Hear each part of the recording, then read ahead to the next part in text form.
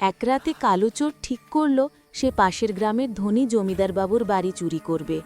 জমিদার বাবুর নাকি একটা পুরনো ভাঙা সিন্দুক আছে, যেখানে তিনি সোনাদানা নয় বরং মজার সব খেলনা জমিয়ে রাখেন। কালুর টার্গেট খেলনাগুলো।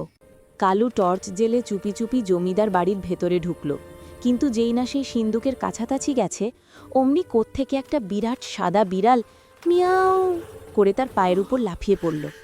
কালু ভয়ে লাফিয়ে উঠল। তার টর্চ ছিটকে গিয়ে পড়ল পাশের একটা ছবির উপর। সেই ছবিতে জমিদার বাবু একটা বাঘের সঙ্গে দাঁড়িয়ে হাসছেন। ইস, এই জমিদার তো দেখছি বাঘও পোষে। কালু ভাবল, বিড়ালটাকে অনুসরণ করলে হয়তো বেরোনোর রাস্তা পাবে। সে বিড়ালটার পিছু পিছু রান্নাঘরে গেল। বিড়ালটা হাঁপুস উপুস করে মাংস খেতে শুরু করল। যেই না সে শেষ করেছে, অমনি পাশের ঘর থেকে একটা গম্ভীর গলা শোনা গেল। আমার রাতের খাবারের গন্ধ পাচ্ছি, কে ওখানে?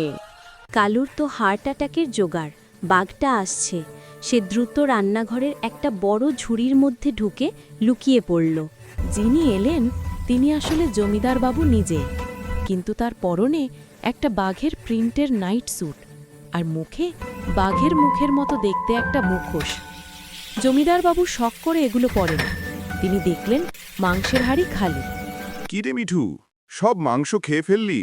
আজ তো বাঘমামার দাওয়াত ছিল। কালু ঝুড়ির ভেতর থেকে সব শুনছে। সে ভাবছে, বাঘ মামা মানে আসল বাঘটা আসছে। ঠিক তখনই দরজায় টোকা পড়ল। আমি এসেছি, বাঘ মামা।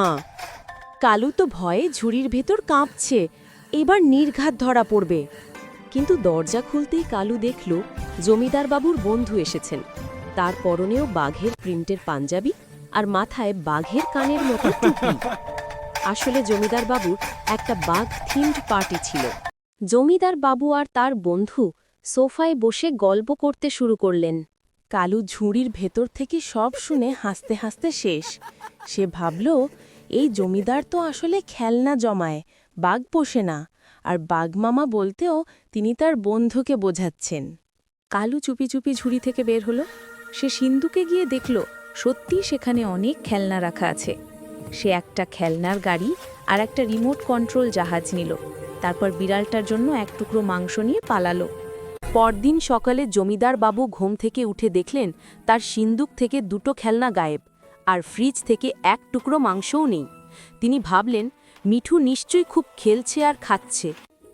আর কালু, সে তার নতুন খেলনা নিয়ে আনন্দে খেলা করছে, আর প্রতিজ্ঞা করল এরপর থেকে কোনো বাড়ির ছবি দেখে আর ভয় পাবে না।